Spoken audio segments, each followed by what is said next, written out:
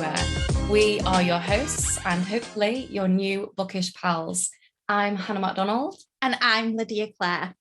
Today's episode is the latest in our series, Top of Your TBR, where we invite notable figures to add their recommendations to our TBR pile. I'm very pleased to introduce our special guest for today, Maggie Shipstead. Maggie Shipstead is an American novelist living in Los Angeles.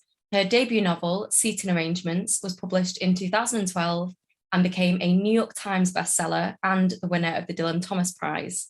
Since then, Maggie has written two novels, Astonish Me and Great Circle, and has recently published her short story collection, You Have a Friend in 10A. Her novel Great Circle was shortlisted for the 2021 Booker Prize and the 2022 Women's Prize for Fiction. It has also become one of our favourite reads this year. Maggie Shipstead, welcome to a pair of bookends. Oh, thanks for having me. We like to start every single interview by putting people on the spot and making them feel a little bit uncomfortable. It's a great strategy. It's good. Yeah. Great start. So, Maggie, what are you currently reading? So I am reading a falling apart paperback that I pulled out of a neighbor's little free library. I was walking the dog, and it's a 1996 mystery by Martha Grimes called Hotel Paradise. And it's sort of like incredibly boring, but exactly what I want. Like it's narrated by a 12-year-old girl in an unspecified year. I think it's in the late 50s, and she's kind of investigating this mysterious death of another 12-year-old girl 40 years before, but it's molasses slow. It's tons of detail about food, just extraneous, whatever. And I feel like this is the kind of book you could write in the 90s and people would be like, oh, a thriller, you know? Oh, I love that. What's it like reading from the perspective of a 12-year-old? I mean, I would find it very challenging to write that way. I think she does a good job. I think it's fairly convincing, and it's helped by the fact that this girl, it's a different era, and the girl lives with her mother in sort of a rundown hotel on a lake. So yeah, I'm reading that. I usually have a lot of books going, but that's, for whatever reason, has been the one I've sort of been working on the most. Love that. I love it. I love that it's like from a little neighborhood library. Yeah, that's so cute. I love that. I think one of my neighbors is in the book industry, and I don't know who she is, but her little free library, I think it's a woman, her little free library always has galleys in it and relatively new books. And so that one I always pay attention to, as opposed to, some of the others where it's like old textbooks and whatever. Yeah. Like 14 dictionaries. That always nice. Always reference books, and I'm like, no. Yeah, or like old diet books, and you're like, oh, no. So obviously we wanted to find out what you were currently reading, and we are dying to chat to you about your other recommendations, but our listeners would probably kill us if we didn't bring you on and ask about Great Circle and You Have a Friend in 10A. So we'll start with Great Circle. So we'd love to kind of know where the inspiration and the concept for Great Circle came from. I read that your brother is a pilot. Is that right? Yeah, he doesn't fly anymore. He just retired from the Air Force. But the first 10 years of his career, he was a C-130 pilot, which was a 4-propeller transport plane. But as a child, he was obsessed with airplanes. He was one of those people where it seemed very clear he would be a pilot. And I think that's common for people who fly. Like in writing Great Circle, at the beginning, I thought, oh, should I take some flying lessons? But I really never wanted to. It just kind of freaked me out, the idea. And people I know who fly, it was something in them that they needed to do. And so I really put that into the main character of Marion. Amazing. And what was the idea for having the dual narrative? Because we both loved that, didn't we? We loved that it's Marion and Hadley, and having the choice for a female pilot and the actress, and we just love that narrative. So I wondered kind of where the inspiration for that came from. Sure. Yeah. Well, so I I told this story a lot, but in 2012, fall of 2012, this is where the idea for Marion came from. I was in New Zealand and I'd been working on a different manuscript and it just didn't have any momentum. I couldn't get it to go anywhere. And so I was like, okay, that's not going to work. And I was at the airport in Auckland and there was a statue of a female pilot, Jean Batten, who was the first person to fly solo from London to New Zealand in the 30s. And I was like, oh, I'll just write a book about a female pilot. Like, perfect, problem solved. And it was about 2 years. That happened after Seating Arrangements was out and when Astonish Me was going into edits, but was still a couple years from publication. So I didn't really do anything with it. I was editing Astonish Me. I was just busy. And so then in 2014, which is when I moved to LA, I just sort of sat down. I was like, great, time to start my pilot book. And so I started writing, but I can't really plan my books in advance. So I just sort of have to start, knowing very little about the plot. I knew that Marion would disappear while flying around the world, north-south. And my brother helped me sort of think about what sort of route she would take, what plane she would have, but I didn't really know anything else. And then also that she would transport warplanes during World War II. So I sat down to write and then I was like, I know, I'll start this with the launch of a ship in 1909. And so it just started getting complicated from the very beginning. And I think I'd been working for about a month. And like I said, I was pretty new to LA and all of my friends here work in Hollywood in one capacity or another. And so then one day I sat down and just wrote a section in this totally different voice, this first person movie star voice. And I'd written a short story that's in You Have a Friend in 10A in kind of a similar voice. And so I thought, oh, to me, it just seemed like the missing piece, that there would be Marion and then there'd be this modern movie star, even though the section I wrote, which is when Hadley's leaving a nightclub and publicly cheating on her boyfriend, on the surface had no connection to the pilot book I was writing, but it just felt to me like it needed to be there. I needed this sort of lens on the past. And so I decided that Hadley would play Marion, and kind of went from there. But Hadley took a lot more.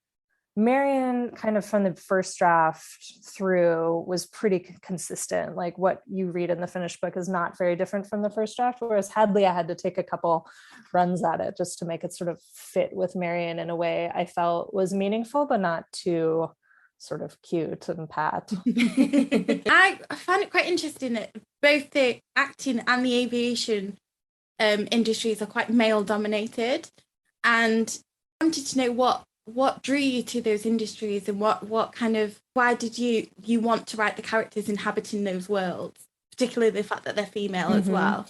Yeah, well, because I started with Marion, I mean, I think when I saw that statue of Jean Batten, there was just something like, oh, these early female pilots were so intrepid.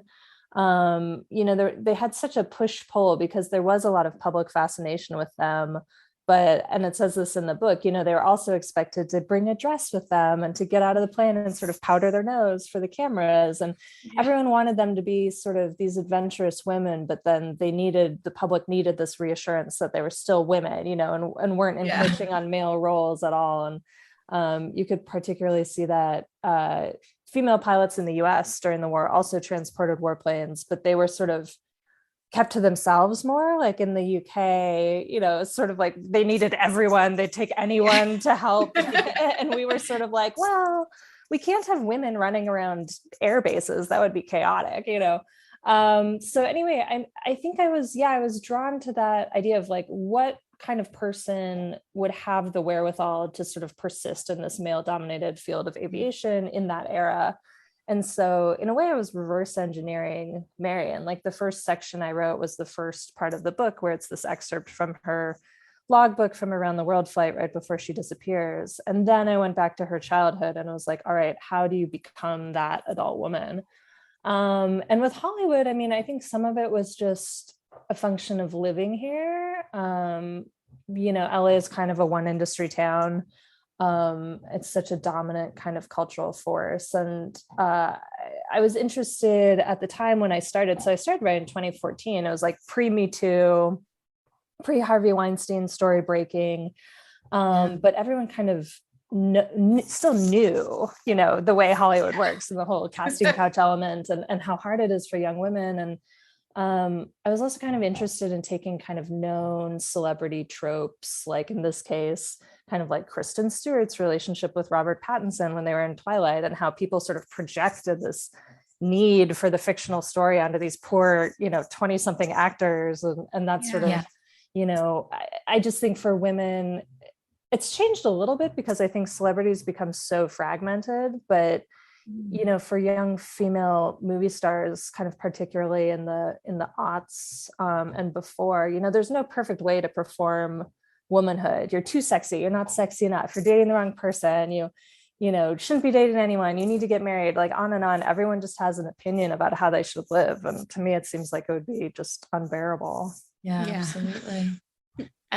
So speaking of Hollywood, now I'm not sure if you are allowed to reveal anything, but I love an adaptation, and I was just curious, are there any plans in the pipeline for Great Circle to be adapted? We'll see. I mean, it's been optioned by a production company to be a TV series. And I know they've hired a writer. They were sort of like, how involved do you want to be? And I was like, not very involved. And they're like, okay, great.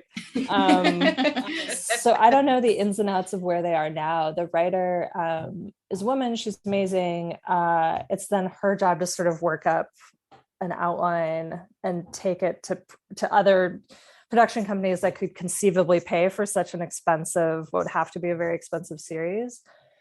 So I don't know, it's probably not the ideal moment to be taking out an expensive series right now, like after Netflix's sort of contraction, and there are other big epic limited series out there. But yeah, I don't know. It would be really interesting. I'm always sort of say I'd rather it be a good TV series and diverge from the book than be perfectly true to the book. Which when I talked to the writer, I know she was planning some changes, and it would be really interesting to see. I would also love to just experience it as a viewer. Yeah, that is so exciting. When I was reading it, I was like, I would love to see this on screen. I just love adaptations. I probably mention an adaptation every single podcast. It drives me mad. I do too. It's always exciting. I mean, I'm also cautious because both my other novels were optioned in various capacities, and seating arrangements went through like 3 options with, 2 of them, the first person to option it was Sofia Coppola, and the last person to option it was David E. Kelley, who made Big Little Lies. Wow. And so just from experience, I've learned that so many things have to go right, it has to get over so many hurdles. So I try to be very sort of que sera, sera about it. Yeah. Shall we talk about You Have a Friend in 10A? Yes, please. Yes. Do you want to start? Yeah. So I was a bit obsessed with this short story collection, and kind of carried it around with me constantly. It's here. But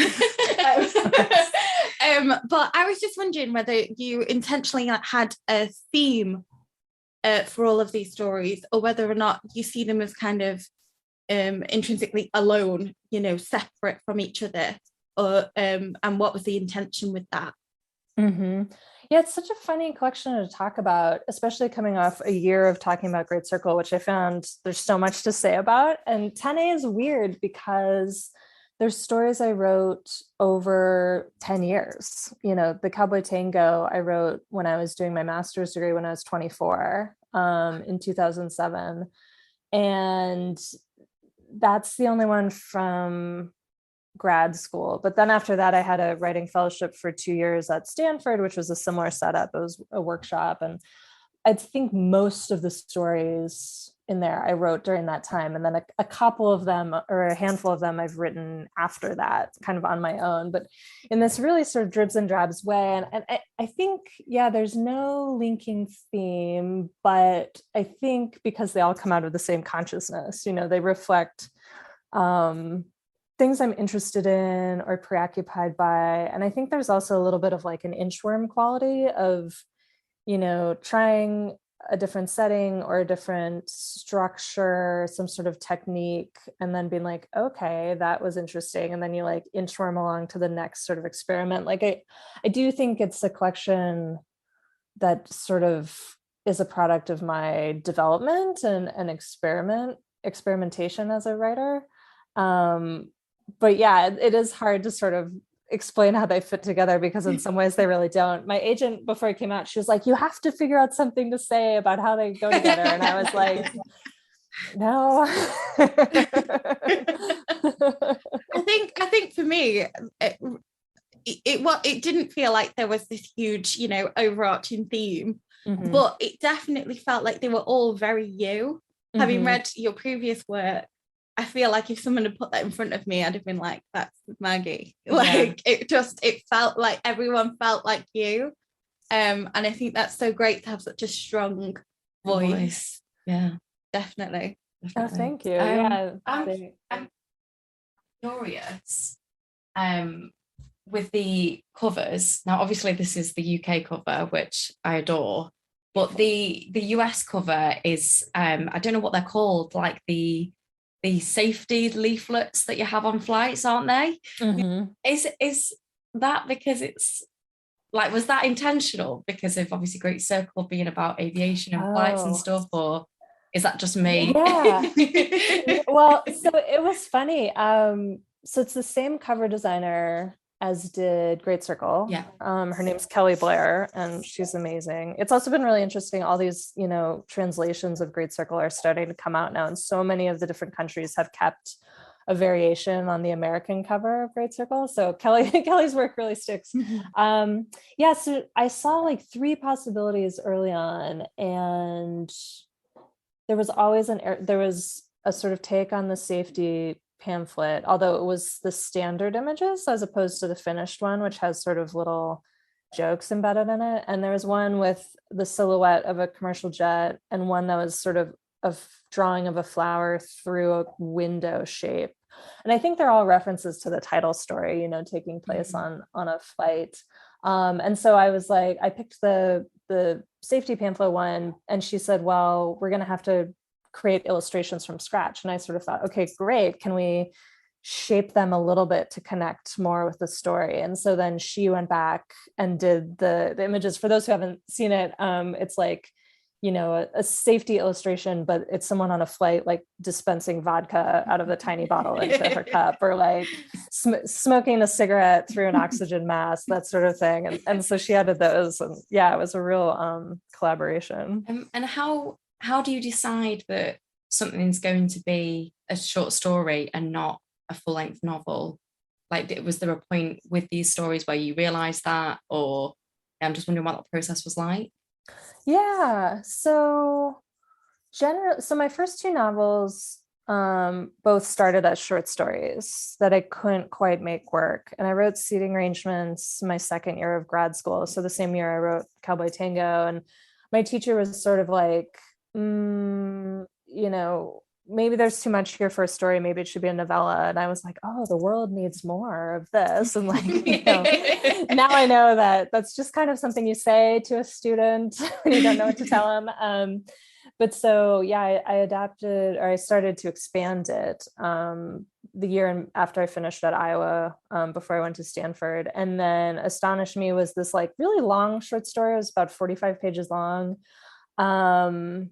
And after I finished at Stanford, I started working on this manuscript I thought would be my second novel. Actually, the same manuscript I was working on in New Zealand when it died on me, and I started Great Circle instead. But I was like, oh, I'll take a break and I'll trim down this short story, this ballet short story. And then I made it 90 pages. And so I was like, okay, I guess I'll keep expanding it. And so Astonish Me, from starting to revise the story to having a finished draft that I sold to my publisher, was only 5 months. It was a really rapid process and gave me I was like, I just bust out these novels. It's no big deal. And then, I was like, went to start Great Circle, and I was like, surely this will take me less than a year. And it took, 6.5. So wow. And it was originally an 1,000-page manuscript, wasn't it? Yeah. Yeah, and this would still be a 750 page manuscript. So I cut 25%. Wow. But just to finish answering your question, yeah, Right. I mean, like with a story, if you said, add another scene to the stories in this collection, I would find that really difficult. Whereas the ones that I've turned into novels, I felt the sense of expansiveness and possibility. So there's kind of a feel to it. And Great Circle was the first novel I wrote not starting as a story. And I could see the downside, which is that I didn't have these built-in restrictions. In some ways, like seating arrangements, the short story had the first scene and the last scene of the novel, and I just wedged in 300 pages, whereas Great Circle was like a sprawling thing that had no limits. So yeah. Just slotting those 300 pages. I mean, yeah. So Great Circle was obviously published last year, and then it was last year.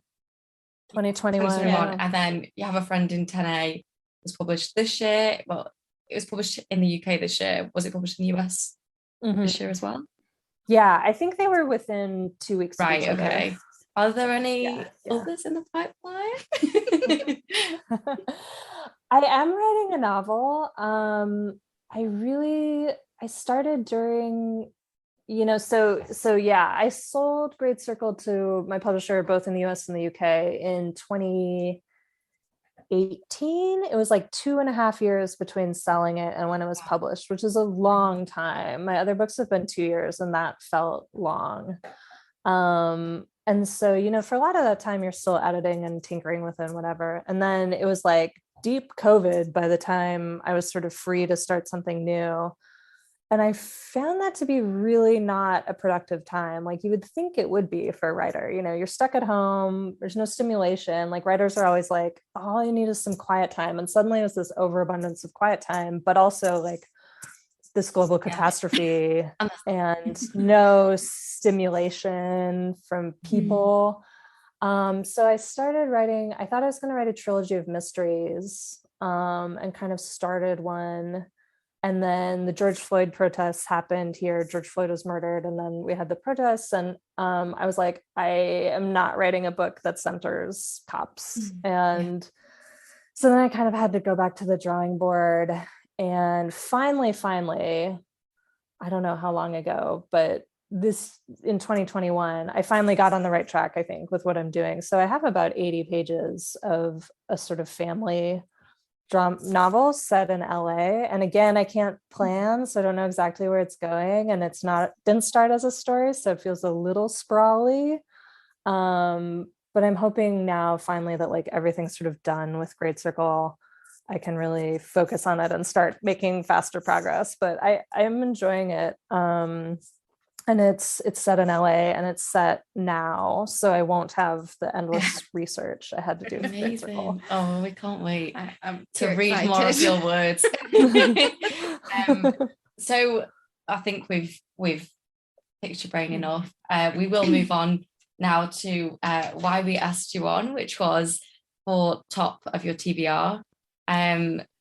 So the first book you chose for top of your TBR was The Idiot by Elif Batuman. Is that how you say your name? Okay. Can you tell us why you picked The Idiot? Well, I sort of chose, I won't name all the books, but I sort of chose books around a little bit coming of age, books that are interested in young women, which I mean, I'm not that young anymore, but I still find it like an interesting period of life. And I think also I was in the middle of reviewing the sequel to this book, Either Or, which I reviewed for the New York Times, and so I was rereading it. And I find her books really mesmerizing. She's a brilliant person. I also find them to be they sort of scratch at my brain where I'm like, what, does this work? Is this good? Like, I can't, like, what is the deal? Just for those who haven't read, it's a very, very, very autobiographical novel about a freshman at Harvard in the mid-90s, who's Turkish American, hyper intellectual, overthinks everything. And she said it's her. and so not much happens. I don't know. What did you guys make of it? Did you enjoy it? Yeah, we did enjoy it. I think it's a very like strong narrative voice, like very strong narrator, sorry. And I'm kind of unsure on how I feel about character-driven novels. I mean, a lot of like we love Sally Rooney, and a lot of Sally Rooney's novels are very like character-driven. And I kind of enjoy those, but like I'm never quite certain if I'm a lover or a hater of them. It's just an odd one. But I was actually going to ask you, so obviously it is more character driven than plot driven. Like, do you have a preference for either of those? I mean, I can kind of take both. It depends, like I think my sweet spot has both. Like if a book is too plot driven, like there are a lot of books where you sort of get hit in the face with the premise on the first page where it's like this family's maybe has just lost all their money, now what, and so you're clearly supposed to read through the whole book just to find out what happens, and that's usually not enough for me. Like I'll just end up flipping through and seeing what happens, then I'm like, okay, like I have to be interested in the little details and the words on every page. And I feel like I am interested in that with her writing. So I'll always read all of them. And I don't know how many of these she's going to write. Like her memoir covers her sort of life after Harvard. I wouldn't be surprised if she writes like 6 books about this character, Celine. So I don't know. Yeah, I'll both can go horribly wrong, I guess is what I'm saying. Yeah. Plot for character-driven novels. You thought you were safe. No, you're not. Yeah. You did do an interview actually on the Literary Friction podcast, and was speaking about a third book.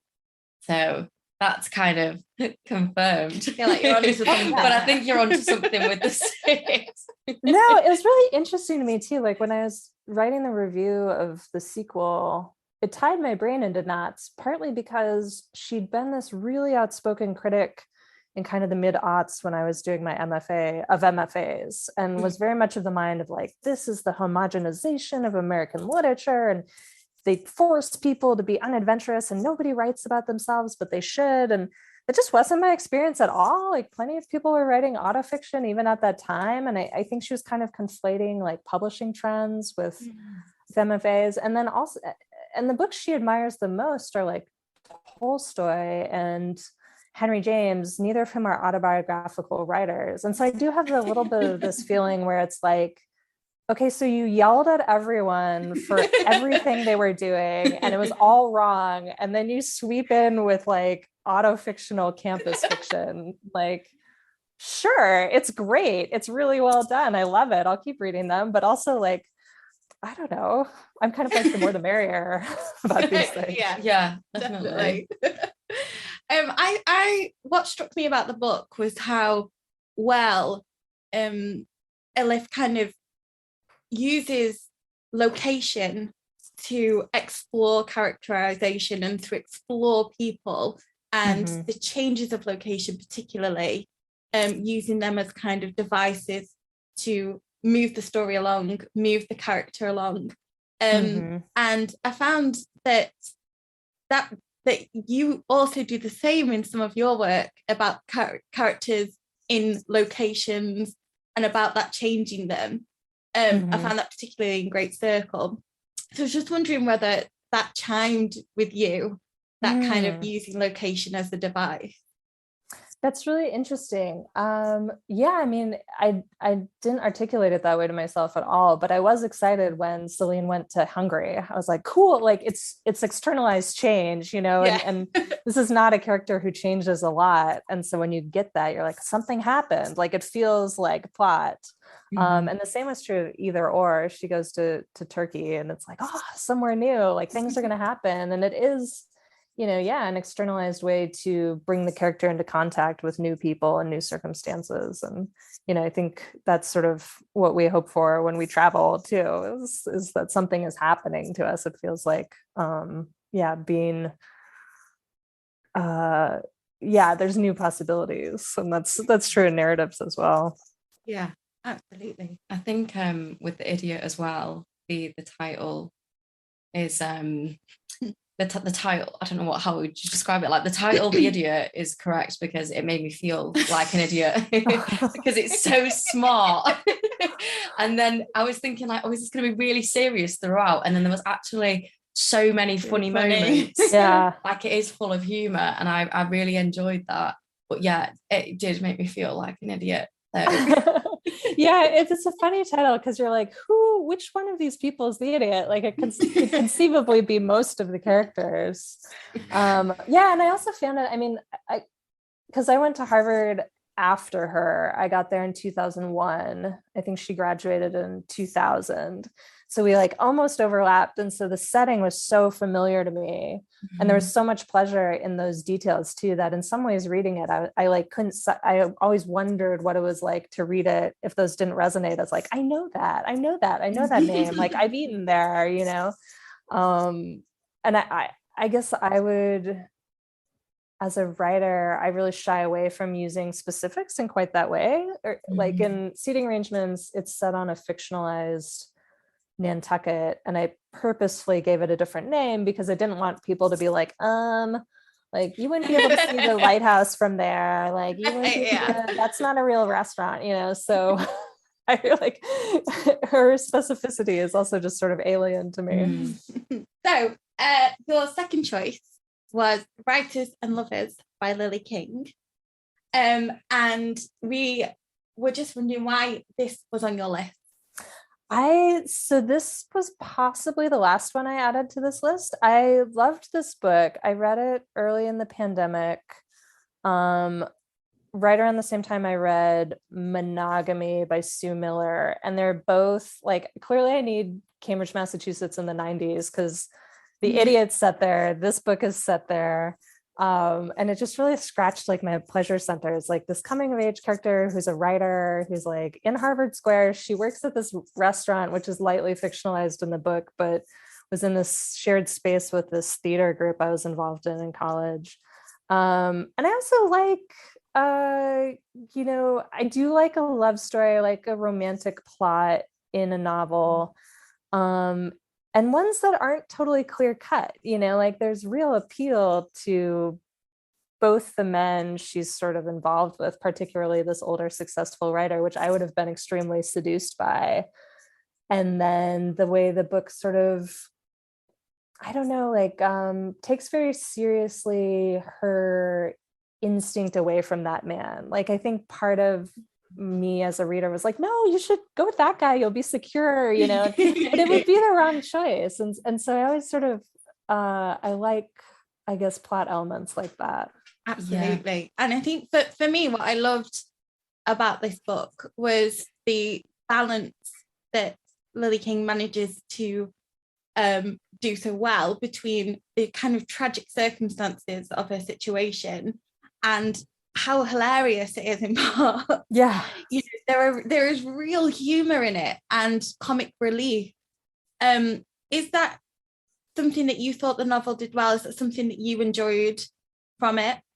Absolutely. Yeah. I mean, I love a funny book, and there aren't very many of them. It's really hard to do, you know, and it's sort of like what I was saying before, as far as plot and character. I think for me, the humor that works, that I like the most, is like really deep in the language and in the character. And so it's less about sort of like comedic set pieces than it is just about observations or just sort of funny similes, things like that. Like other books that spring to mind that do that well are like Less by Andrew Sean Greer, and I love One Day by David Nicholls. And there are parts in that book that just like make me laugh because on a sentence level, you know, it's like a funny comparison. So yeah, totally. The humor, just the situation, like how she's living in that potting shed. Yeah. I felt very invested in her. Yeah. And I think it's probably the most accurate depiction of what it's like working in a restaurant. Like I worked in restaurants for like 10 years and I've never read something that's kind of described it. It was so spot on.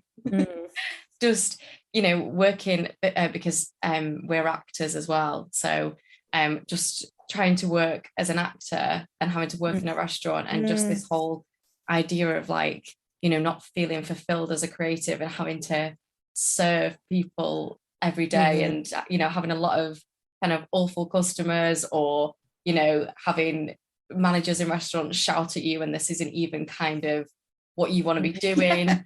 You've got to laugh. That's why. Got to laugh. Yeah. Cry. Yeah. They're like, no, I'm not really here. This isn't really me. And your boss is like, I'm pretty sure it is. Yeah.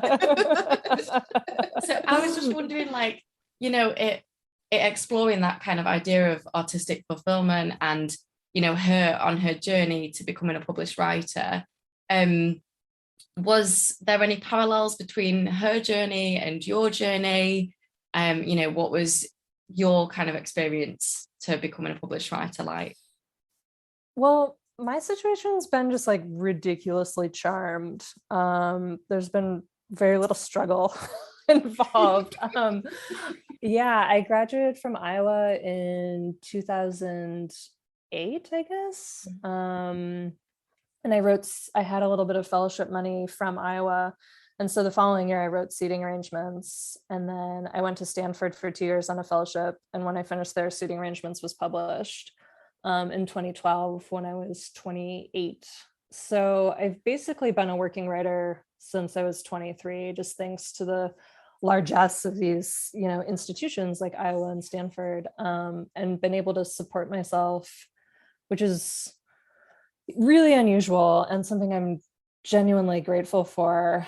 And I mean, people who like have full-time jobs and kids, and they're like, I get up at 5 a.m. and I plug away at my novel. And I don't think I would do that. Like, I don't think I have the willpower. I think I'd be like, well, I'm a lawyer now, but I have had the experience a little bit like where I've been more recently, I guess, because I write for travel magazines as well. And so sometimes I'll be like, I was just on a trip in French Polynesia in February and was on a cruise, and you get assigned to sit at a table with people. And these people would essentially not believe that I was a novelist. And there's no Wi-Fi. So I couldn't be like, so they'd be like this one woman said her sister had a bookstore in the Netherlands. And I was like, oh, she should keep an eye out for my books. They've all been translated into Dutch. And she goes, she only carries books by serious authors. Oh. So I do connect with, I've had other experiences like that as well, kind of sort of moonlighting on the service industry side of things, and for various reasons. And yeah, it's funny. It feels like a case of mistaken identity, like what you guys are describing, where you're like, no, like I'm an actor. And yeah. I think for us it's the I'm an actor. Oh, what have you been in? Yeah. This is something I've seen. Yeah, because we've done a lot of theatre. So if they've not seen us on TV, they're like, oh, so you're not real then. Not a proper actor. Not a real actor. Yeah. Oh, you've ended it come back now. Yeah, the same thing happens with writers. Be like, well, will I have read anything you've written? And it's like, I don't know. Like, I don't know. You read what you've read. Have you? And then it's like, well, you've read one book in the past 4 years, so probably not. But it's a similar career in that your success is measured by perceived fame, according to whoever, whoever has a different idea about it. And I think, the lesson is probably just to kind of let it go, but yet people are always sort of bringing it to you, like you said. So your third choice was Veronica by Mary Gaitskill. When did you first read this, and why has it stayed with you? I think I read it when I was at Iowa. I think I bought it fairly randomly. And it's really haunted me forever. I love this book. I think the intensity of the narrative voice really influenced Hadley in Great Circle, and also the title story of You Have a Friend in 10A. Although she gets away with things I don't think I could have. Like there's a real sort of like griminess sometimes to her writing, and a lack of filter, but just the portrayal of this model, and this sort of rarefied yet seedy world she's living in, and then also the aftermath, I found just sort of intoxicating. I loved her imagery, and yeah, this sort of, I don't know, I just found it to be a book that was really hard to look away from. Yeah.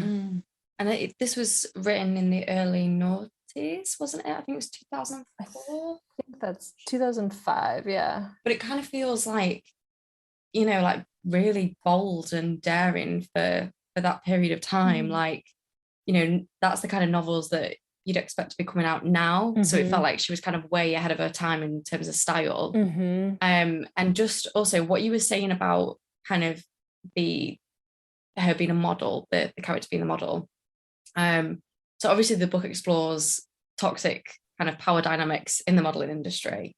And I've kind of noticed that the books that you've chosen seem to have like a running theme of kind of women navigating male dominated industries and like, you know, the power dynamics between men and women. So is that a theme that you're conscious of kind of being drawn to? And obviously similar kind of theme in Great Circle as well, especially as you were saying with Hadley. So I'm just kind of curious about that. Yeah, absolutely. And I think this book is a good example of, you know, I think sometimes when things sort of burst into our cultural consciousness, like with Me Too, it's not that anything really changed. It's just suddenly there was this watershed of like language allowing us to articulate better this long existing dynamic. And I think this book is an example where you can see her grappling with all those things that were sort of roiling under the surface, you know, forever. And the character doesn't really have the means to combat the misogyny she's dealing with and the pressures on beauty, and the expectations for women. Yeah, and I like this book too, like the, you know, giving sort of a lot of attention and compassion to people who maybe wouldn't always get that, both in the character of Allison, the model, because you sort of think, oh, she's a model, like what does she have to complain about, you know? And it's like my boyfriend and I just watched the Hulu documentary about Victoria's Secret and Jeffrey Epstein called Angels and Demons. I don't know if it's over there yet, but you know, a lot of it was these Victoria's Secret models just sort of being sort of pawns in this strange messaging to women about what's sexy and what they're supposed to look like. And if you don't look like a supermodel, it's because you have like bad taste or you've made a mistake, you know, as opposed to it just being literally impossible for everyone except supermodels. So both Allison's point of view, which I think would be easy to dismiss as overly privileged and therefore not interesting, and Veronica, who's the sort of off-putting, like dumpy, like slightly strange, you know, person she meets in one of her temp jobs, and I think Mary Gaitskill makes her still be pretty annoying. Like you wouldn't want to hang out with her, but also extends a lot of compassion to her. And I always think that's interesting in fiction. Like people always ask me about like likability of characters, and I'm always like, I don't think about it like I want characters to be interesting as opposed to likable. Yeah. I prefer interesting over likable any day. Oh yeah, 100%. Give me an unlikable protagonist. I'm there. Yeah. I mean, there's like, you don't want to hate the character because that's no fun either, but it's just, again, it's such a complicated thing. It's like the language and the insights and the sort of circumstances around the character. So much has to sort of come together. I think what struck me when reading all of the books that you picked was that you have chosen books that are all set or predominantly set in the past, and in you know the 80s, the 90s.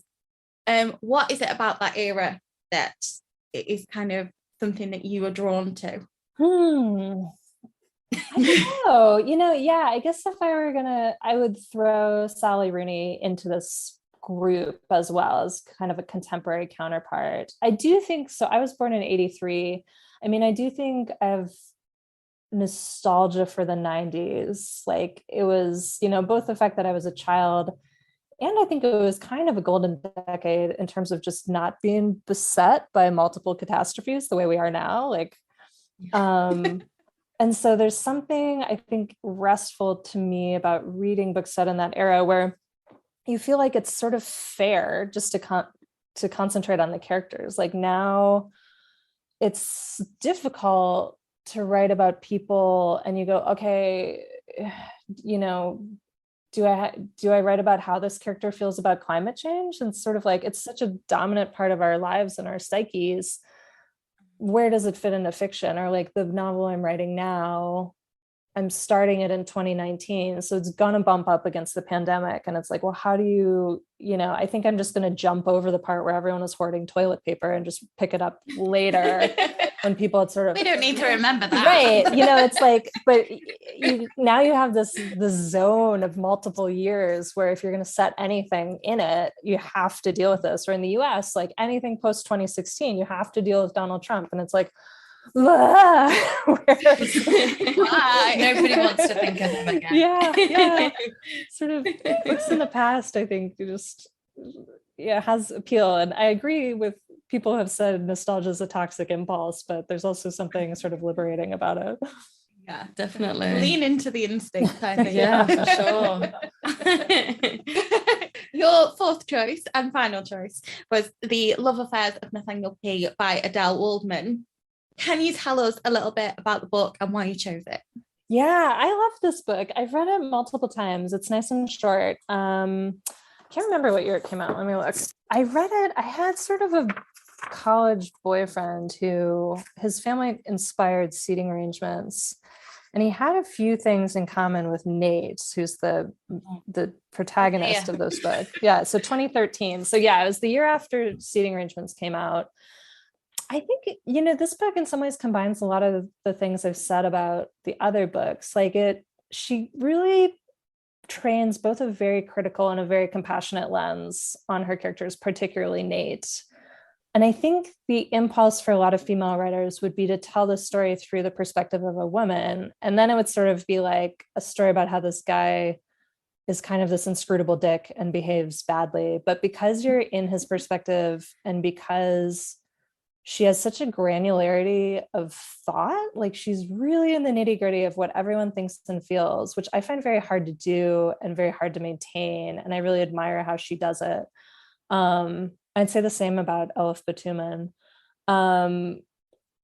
You know, she gets at these sort of truths and things he does that are uncool, but you kind of understand it at the same time. And I found that really transfixing. And there are a few observations in it that have stayed with me forever. And one I kind of referenced a few minutes ago where Nate, the main character, is dating this woman, and he's, I think, essentially just not that into her. And I also felt like, you know, this is a growing up story and kind of a moment in life where you realize like you can't force yourself to be into people, even if they're worthy people. And he, you know, just because he's not that into her, he'll sort of hypercritical of the way she looks, and he takes it as sort of a failure of taste or judgment, I think is the line, that like something, you know, she won't look perfect. And I was like, I really think that's how a lot of men feel. And it was, you know, where it's like, well, you've just chosen to, and this boyfriend I had would kind of critique things about me in that sense. And I was like, I don't know, man, like they're my eyebrows. Like, I'm sorry. I can't choose to change them really. And yeah, so I just thought it was a really perfect, crystalline, extremely focused portrait of a person and a moment and a place. I think Brooklyn, it's a good take on Brooklyn too. So obviously before you were talking about kind of not minding characters that are unlikable. However, I found Nate pretty insufferable. Yeah. So where do you draw the line? Because I mean, like one of my favorite books in recent years is Sorrow and Bliss by Meg Mason. And it's Martha, isn't it, the protagonist? Yeah. Martha. she's obviously a very flawed character. Now, I don't know, like, if you've read Sorrow and Bliss. I have read it, yeah. Oh, okay. Yeah. So she's obviously a very flawed character, but I loved that about her. Like, I adored, her for her flaws. But whereas with Nate, I just couldn't get past his flaws. So kind of, where do you draw the line? I mean, in terms of maybe reading or writing or... Yeah, I mean, I think that's totally fair. I think I sensed more narrative distance in this book than in Sorrow and Bliss. So in some ways, I could feel Adele's observations and opinions, which gave me distance on the character, because I was like, yeah, he sucks. He's terrible. I think maybe there's hope for him, maybe.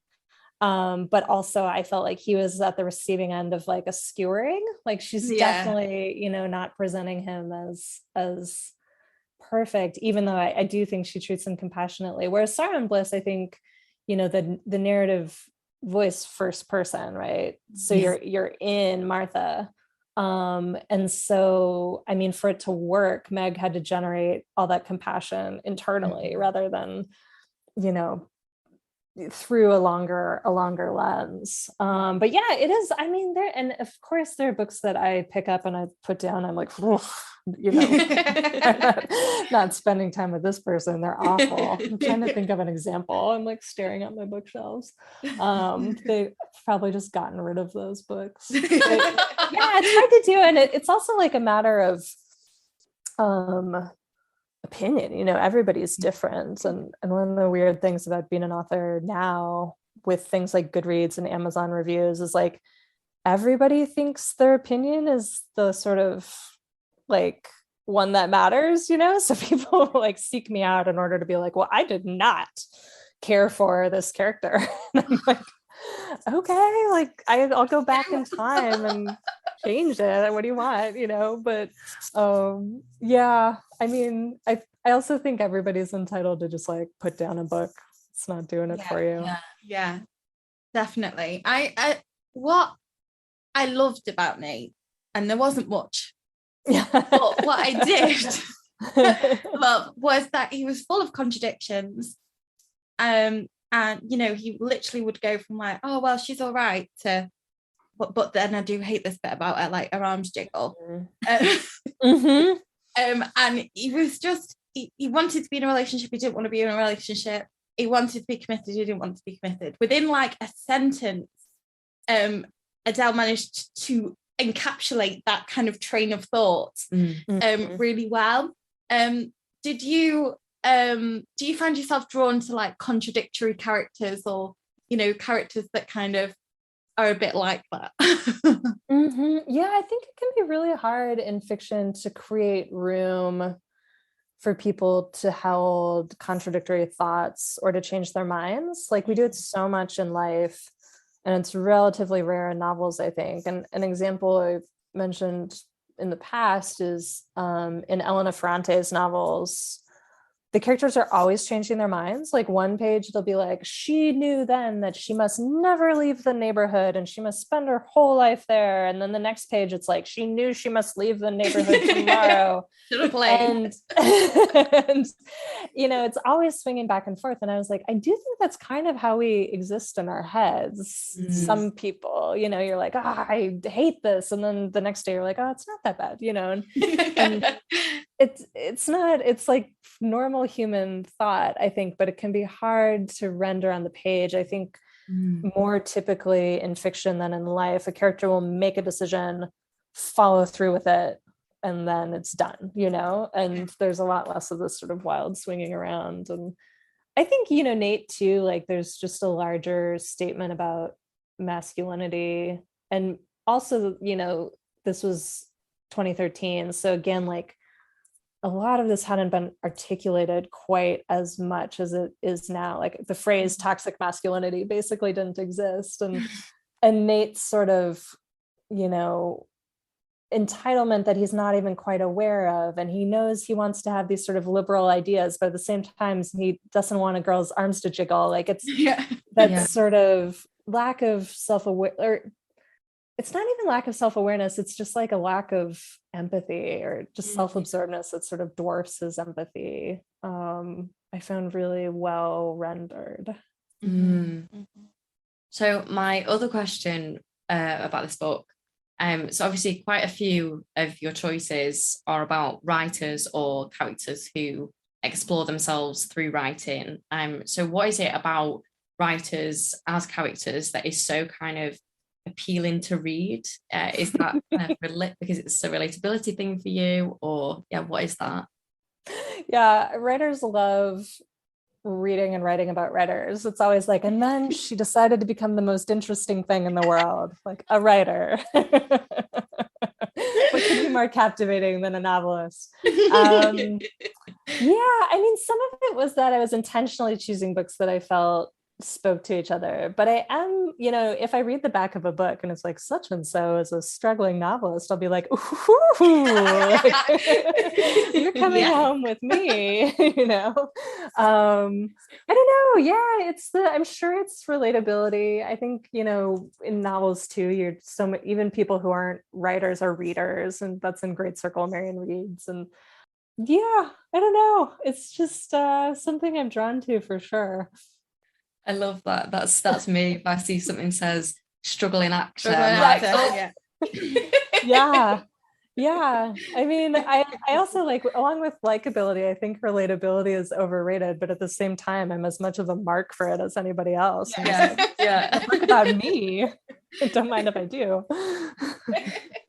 So is there a particular one of these books that if we had a knife to your throat and said you have to choose one of these books, which one would it be?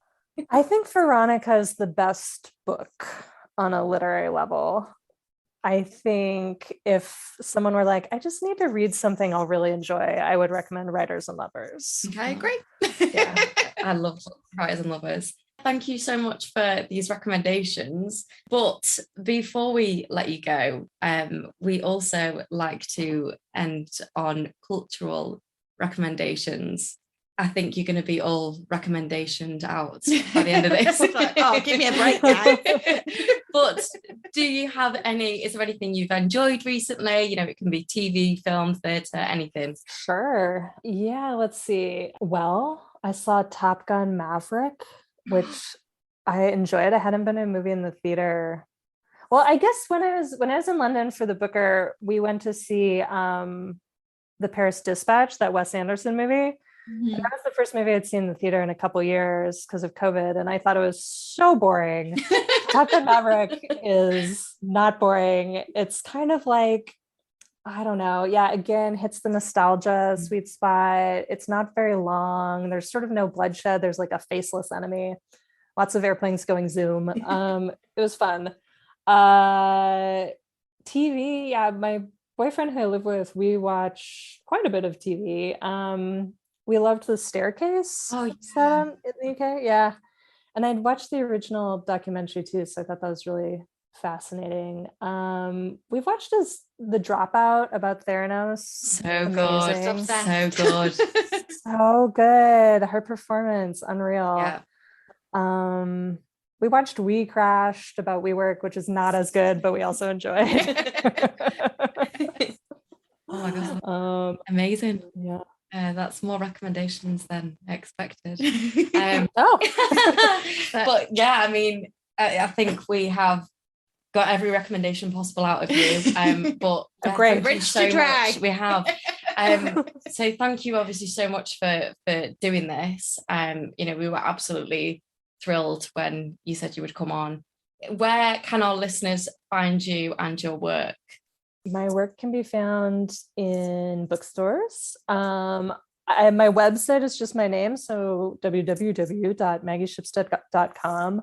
There are a lot of links there to my travel writing, and the only social media I actively do is Instagram, and I am at Shipstead. We will make sure that everything's linked in our show notes. Yes, definitely. And there's definitely none of our listeners are going to be the kind of people that you were speaking about before that are like, so is there anything that I might have read of yours? They're all going to be like, would I have heard of you? I don't know. But yeah, thank you so much. And I hope our listeners enjoyed our little chat with you. So yeah, thank you so much. Thank you so much. Thanks, guys.